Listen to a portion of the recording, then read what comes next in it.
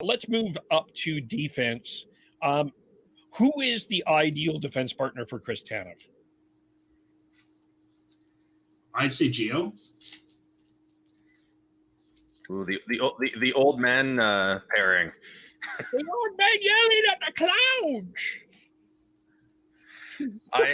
The way I look at it is I don't think that's the right pair. I think you split them up. I think because you need the foot speed, and both of them are on the back end of their careers, and they aren't as fleet of foot as they used to be.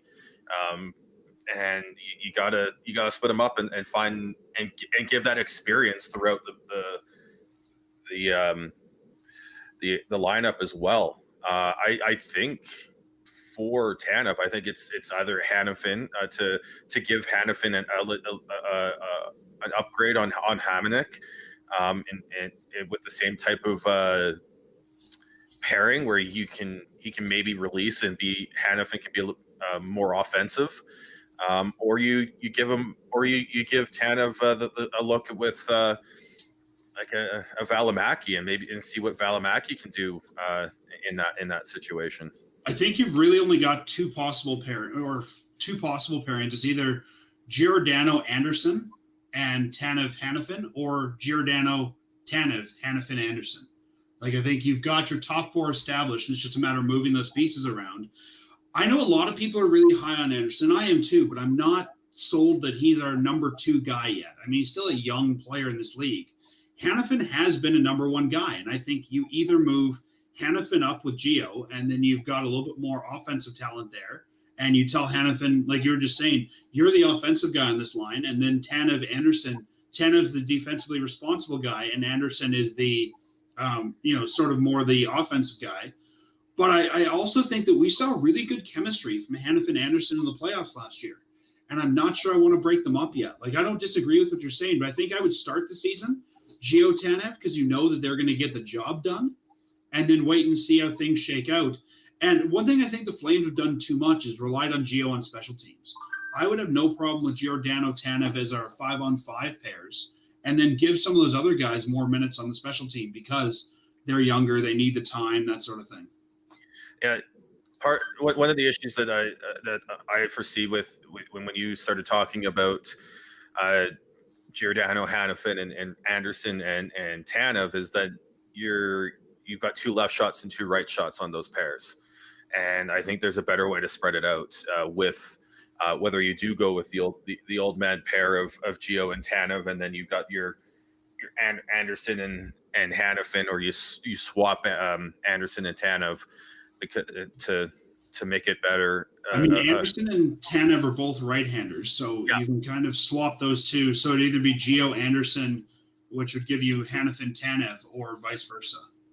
And then, as we talked about, depth is so key. So depending on how comfortable they feel with Nesterov and how comfortable they feel with Valimaki, are they comfortable with them being a pair while loading up that top four?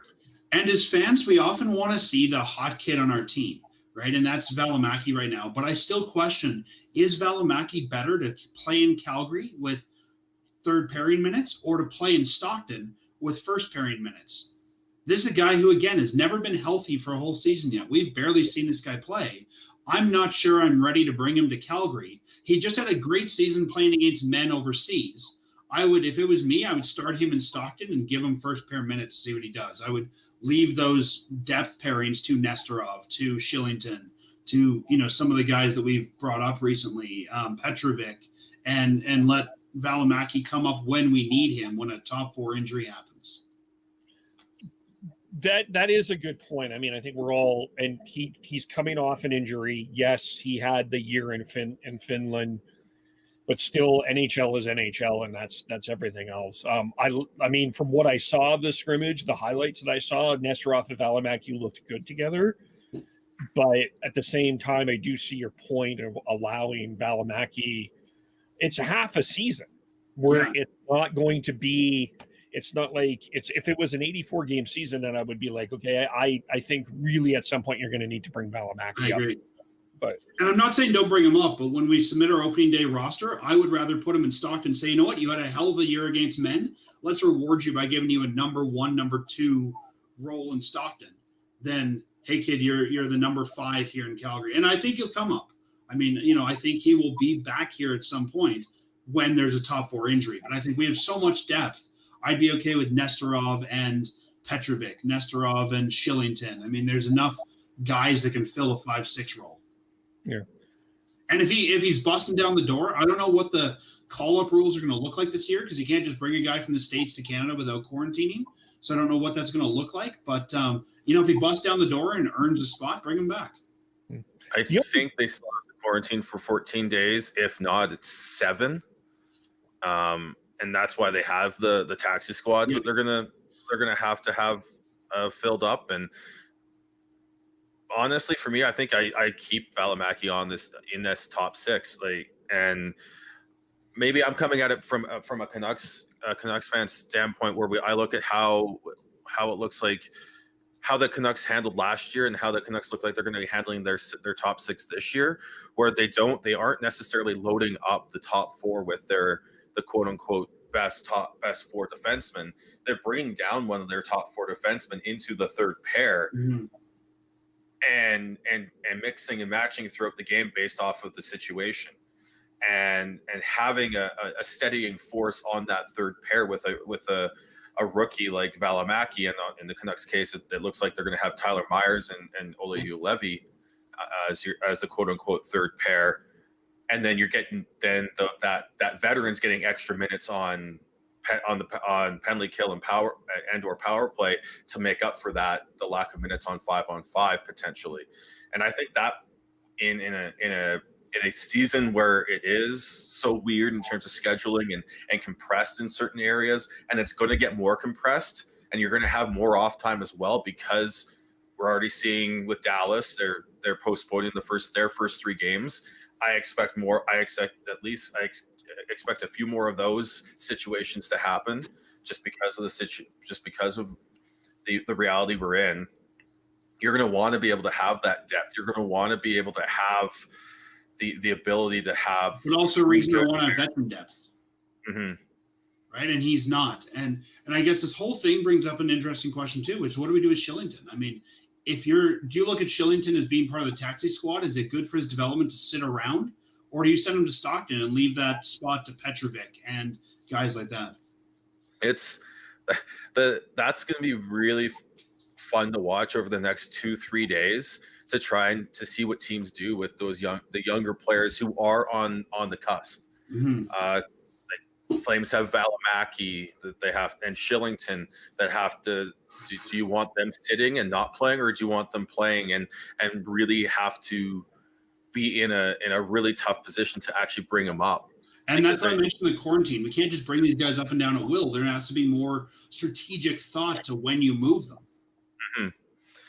And that's the discussion. It's not as straightforward as, well, he needs playing time, so therefore we're going to send him down. But if he's right there, and I think Valimaki is right there pushing for more, he will be pushing for more ice time real quickly out of the gate, then I think it makes more sense to keep him up and tell him, look, yeah, you're starting on the third pair, but there are opportunities to get more ice time, whether it's on the penalty kill, whether it's moving up the lineup to take some ice time away from Giordano because of his age.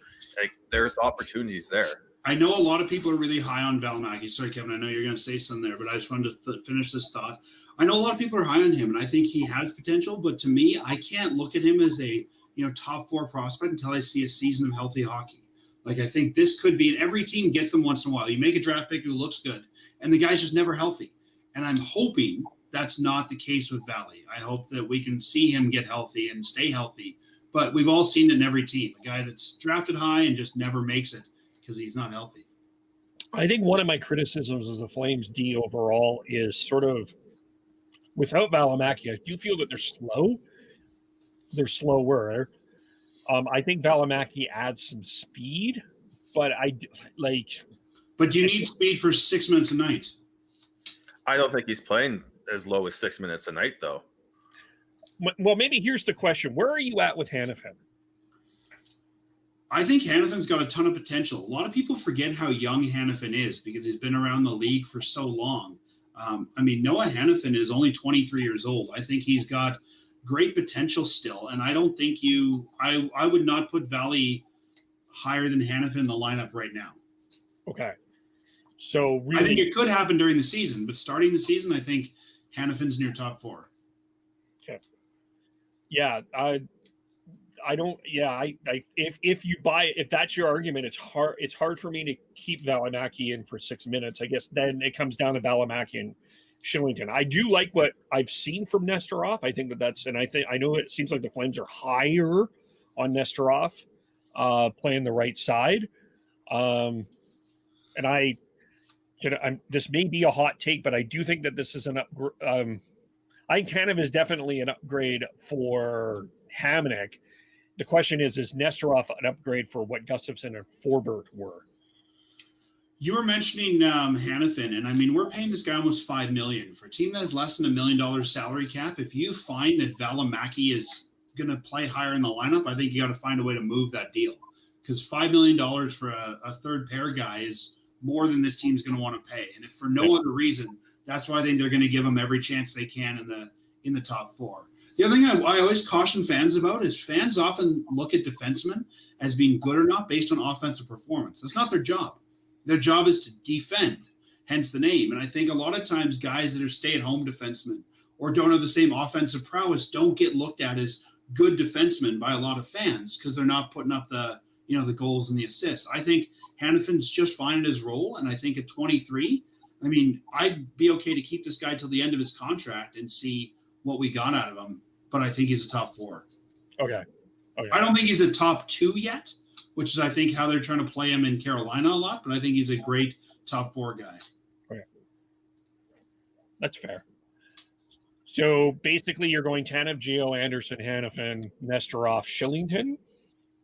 I think I would swap Shillington with Petrovic kind of as needed. I think Shillington, I don't think his potential is much more than a 5-6 at this point. So, yeah, I would start with Shillington and Petrovic as sort of your 5-6 guys and let them rotate out with Nesterov, those bottom 3.